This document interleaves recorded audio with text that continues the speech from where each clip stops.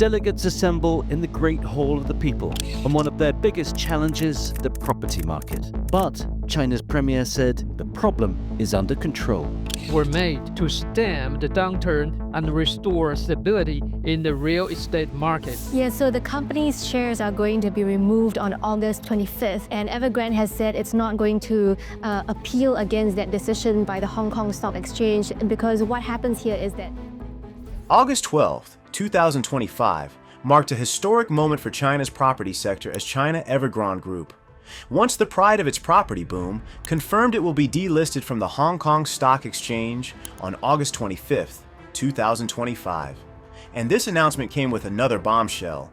Hong Kong's court ordered China South City Holdings, the largest construction company by assets to face liquidation since Evergrande, to wind up operations.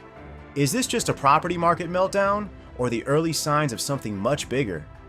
Evergrande's widely cited total liabilities remain around $300 billion, but in the liquidation process, creditors have already filed claims totaling $45 billion.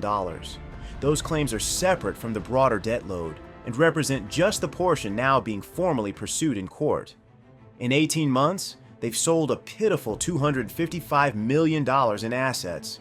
So what does this mean for the company? It is beyond saving. If Evergrande is beyond saving, what does that mean for China's already fragile housing market? To understand why this moment matters, we have to rewind to 1996. That's when Hui Ka-yan founded Evergrande in Guangzhou, riding the wave of the biggest urban migration in human history. So back in 2010, China's economy was riding high. The country's cities were growing faster than anywhere else on Earth, and real estate was not just about property. It was a ticket to wealth. Apartments were bought before they were built. Families purchased second, third, even fourth units, convinced prices would never fall. At the center of this boom stood Evergrande, the country's second largest property developer. It built cities from scratch, selling dreams to millions. But its business model was as fragile as it was aggressive. Borrow heavily, sell early, build later. The company expanded far beyond its means, taking on over $300 billion in liabilities. By 2017, Evergrande was a $50 billion powerhouse, selling houses to millions of Chinese families, diversifying into electric cars, theme parks, bottled water, even a soccer club. And then came 2020, a turning point in China's property boom. President Xi Jinping made his stance clear with a powerful statement. Houses are for living in, not for speculation. It was a warning shot to developers who had built their empires on borrowed money and endless expansion. In August that year, Beijing introduced what became known as the Three Red Lines policy, a strict set of financial rules aimed at curbing reckless borrowing in the real estate sector. The rules were straightforward on paper but devastating in practice. Developers could not let their total liabilities exceed 70% of their assets. Their net debt-to-equity ratio could not rise above 100%, and they had to maintain enough cash on hand to fully cover short-term debt obligations with a minimum ratio of 1:1. Evergrande, China's debt-driven property boom, as expected, failed all three tests. Practically overnight, the oxygen feeding its aggressive expansion was cut off. The company could no longer roll over its debts or borrow its way out of trouble. The gears of the machine that had built hundreds of cities began to grind to a halt. And yes, by 2021, the cracks started showing up. Construction slowed, debts piled up, and buyers realized they might never get the homes they paid for. When Evergrande finally defaulted, it was not just the fall of a company, it was the collapse of an entire system of belief. In August 2021, construction sites across China fell silent as Evergrande ran out of cash to pay contractors.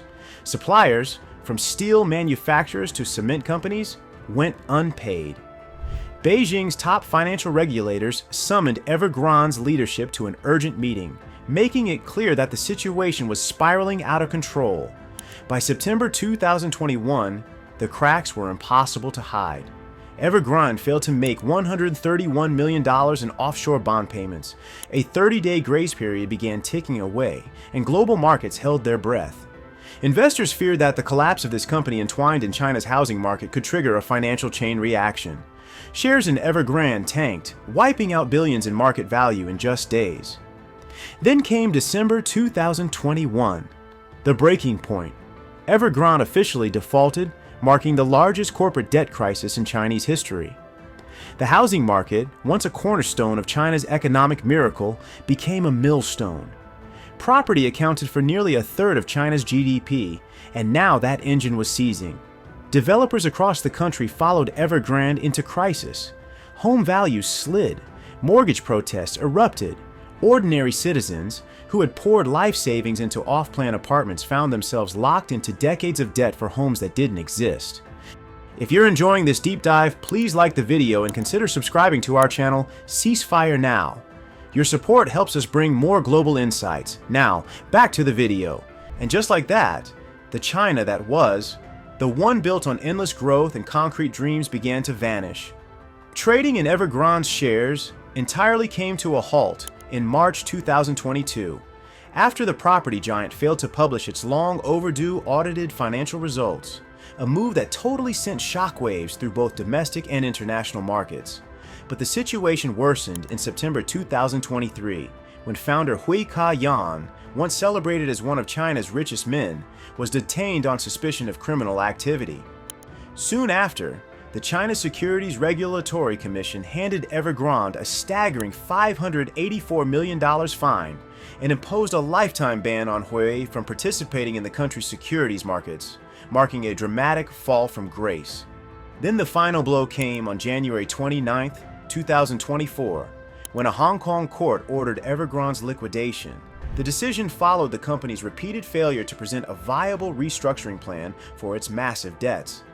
The court also noted the complexity of the process, given that over 90% of Evergrande's assets were tied up on the Chinese mainland, making cross-border enforcement and liquidation a legal and logistical nightmare.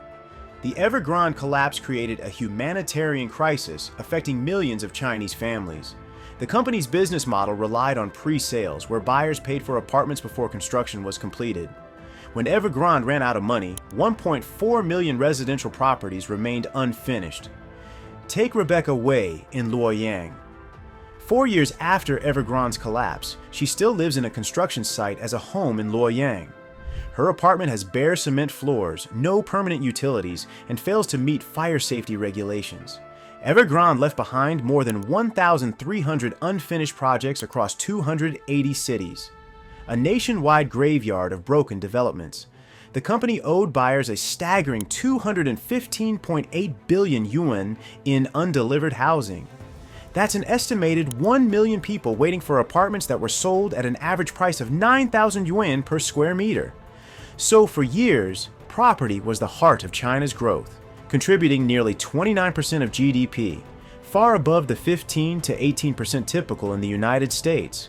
At its peak, the Chinese real estate market was worth an eye-watering $60 trillion, making it the single largest asset class on the planet. Now, that system is collapsing. By March 2025, new home sales were down nearly a third, and developers' cash reserves had dropped by about a quarter. In Beijing, prices tumbled 10 to 30% from their peak by late 2023. By early 2025, China's top 100 developers saw new home sales plummet by nearly half, a free fall with no sign of bottoming out. Evergrande's collapse triggered a domino effect across China's property sector.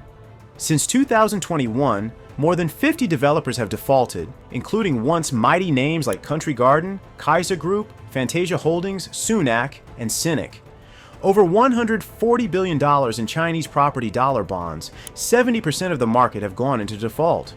The shockwaves didn't stop with the developers. Banks faced a surge in bad loans. Construction suppliers and contractors were left with mountains of unpaid bills. Entire supply chains stopped, leaving rusting cranes and idle workers as far as the eye could see. Perhaps no one was more dependent on the property boom than China's local governments. Land sales had become their lifeblood, funding everything from infrastructure to social programs. But when sales dried up, so did the cash. Now, local officials are staring down gaping budget holes, forced to cut spending or pile on more debt. A fiscal crisis that's rippling upward through China's political system. So China's property crisis is not just some financial story. It's colliding with a once-in-a-century demographic shift. The country's population is not only shrinking but aging rapidly, shrinking the pool of first-time buyers that once fueled the boom. Goldman Sachs projects that this demographic drag will cut housing demand by 500,000 units a year throughout the 2020s, swelling to 1.4 million a year in the 2030s. Also, decades of speculative building have left China with more homes than buyers, and not just a little more.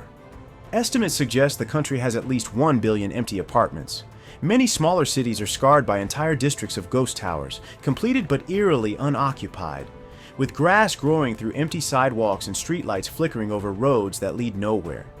Even with government stimulus measured in the trillions of yuan, the promised rebound keeps slipping further away. Goldman Sachs sees home prices falling another 10% by 2027. UBS now forecasts stabilization no sooner than mid to late 2026. So, Beijing has tried almost everything. Lower down payments, a 4 trillion yuan lending program for viable projects, and the recent scrapping of home buying restrictions outside Beijing's Fifth Ring Road, with Shanghai and Shenzhen considering similar moves. But the problem is not just credit or rules. Millions of Chinese have seen the dream of property ownership turn to dust. And with a structural oversupply that could take a decade to clear, even the boldest policy shift may not be enough to prove it trustworthy. The delisting of Evergrande on August 25, 2025, marks the final act in the downfall of China's property-fueled economic miracle. Once valued at $50 billion, the giant's worth had collapsed to just $275 million when trading halted on January 29, 2024. What began as the powerhouse of China's real estate boom ended as its gravestone. The golden era of real estate is gone. Now Beijing must find a new engine to replace the property sector that once lifted hundreds of millions into the middle class, but ultimately inflated into a debt-ridden bubble that threatened the entire economy. Evergrande's collapse is more than a corporate failure. It shows what happens when government complacency, unchecked borrowing, and speculative fever collide in the world's largest housing market. And for millions of Chinese families still stuck in unfinished apartments, this downfall is dragging into a 5th year of uncertainty. And that's exactly why China is doomed. If you found this analysis valuable, please consider subscribing to our channel for more deep dives into geopolitics.